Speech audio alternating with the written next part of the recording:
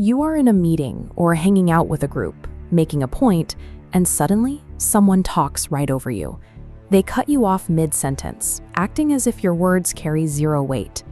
Constant interruptions function as calculated tests of power, designed to establish a group hierarchy. By treating your voice as inferior, the interrupter attempts to position themselves at the top. This matrix maps reactions to being interrupted.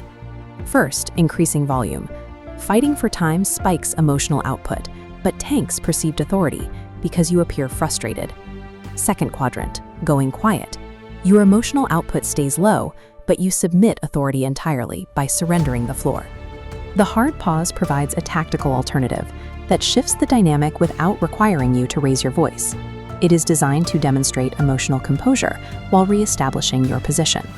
By deploying this specific strategy, you move the interaction away from a contest of volume and into a demonstration of self-regulation.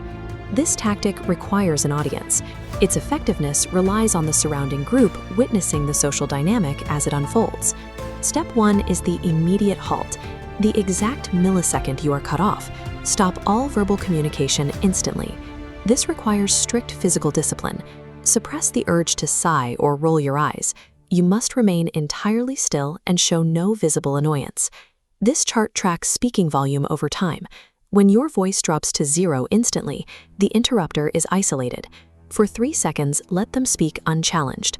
Notice the group attention line. It spikes and locks onto the interrupter, ensuring everyone registers the interruption. This silence weaponizes the interrupter's own behavior. By doing nothing, you are allowing the room to see the disruption for what it is. By waiting for 3 seconds, you allow the social friction of the interruption to build, making the aggressor's lack of manners the central focus of the room. Once those 3 seconds have passed, the dynamic is ready for a direct response. Step 3 is the cold confrontation. Now, turn your head and lock dead-on eye contact with the interrupter. This shows the necessary facial discipline. Avoid the tension on the left. Instead, mirror the expression on the right, a perfectly relaxed and analytical stare. While maintaining eye contact, state clearly, "Are you finished? Because I was not done speaking." Use a flat, monotone delivery. By removing all heat from your voice, you make it impossible for them to claim you are acting out of anger. Step 4 is the pivot and resume. The moment you finish that sentence, immediately break eye contact. Avoid the instinct to wait for an apology or an excuse. Pausing for their response gives them control over the pacing of the conversation.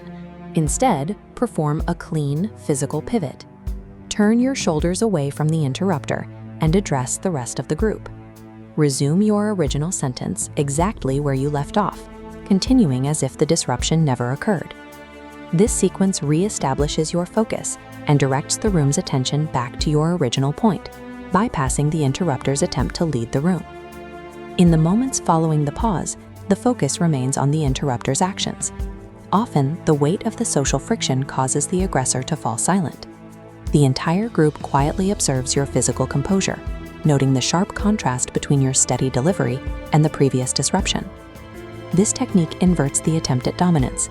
The interrupter's effort to seize control ends up highlighting your own self-regulation. The core of this strategy is simple. You choose the terms of your own participation, rather than reacting to the behavior of others. Social power is found in the ability to dictate the terms of engagement. Master your mind, master your reality. Subscribe to level up your psychology.